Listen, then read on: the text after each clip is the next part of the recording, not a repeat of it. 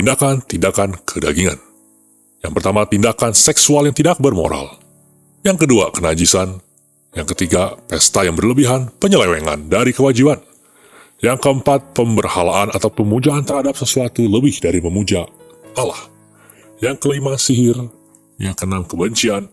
Yang ketujuh, perselisihan, perpecahan. Yang kedelapan, cemburu. Yang kesembilan, mengamuk, marah-marah. Yang kesepuluh, ambisi yang berpusat pada diri sendiri. Yang sebelas, pertikaian. Yang kedua-belas, ngeblok atau ngegeng atau berkelompok untuk kepentingan diri sendiri. Yang berikutnya, iri hati, lalu pemabuk, pesta pora, dan perasaan-perasaan negatif serta perilaku negatif.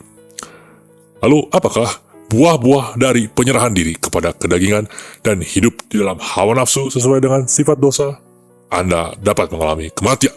Roma 7 ayat 5, Roma 8 ayat 6. Lalu Anda juga dapat mengalami kebinasaan. Galatia 6 ayat 8. Permusuhan dengan Allah. Roma 8 ayat 7. Ketidakmampuan untuk tunduk kepada Allah. Roma 8 ayat 7. Ikatan yang buruk terhadap jiwa. 1 Korintus 6 ayat 16. Anda menjadi objek murka Allah. Efesus 2 ayat 3. Anda akan disimpan oleh Allah untuk hari penghakiman. 2 Petrus 2 ayat 9 sampai 10. Kehilangan warisan kerajaan Allah. 1 Korintus 15 ayat 50. Tidak ada yang baik. Roma 7 ayat 18. Pesan Alkitabiah adalah kedagingan bukanlah sahabat Anda. Demikian juga dengan hawa nafsu, baik yang ada di dalam pikiran atau jiwa Anda. Sebagai seorang Kristiani, saya dan Anda diwajibkan untuk menangani hal-hal ini, membawanya kepada penundukan diri terhadap kehendak Kristus, yaitu juga firman-Nya. Lalu, bagaimanakah dan mengapa kedagingan dan kehidupan jiwani yang sepakat dengan kedagingan bergolak melawan kita? Mari kita perhatikan ayat berikut ini. Roma 7 ayat 18 sampai dengan 23. Roma 7 ayat 2. Roma 8 ayat 3. Roma 8 ayat 5. Roma 8 ayat 6.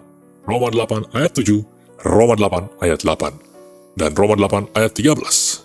1 Korintus 6 ayat 16. 1 Korintus 15 ayat 50. Kolose 2 ayat 22, 23, 2 Petrus 2 ayat 9, 10, Filipi 3 ayat 18, 19, 1 Yohanes 2 ayat 16, dan Yakobus 4 ayat 4. Mari berjalan dalam kuasa Roh Kudus dan mengupas tentang peperangan spiritual.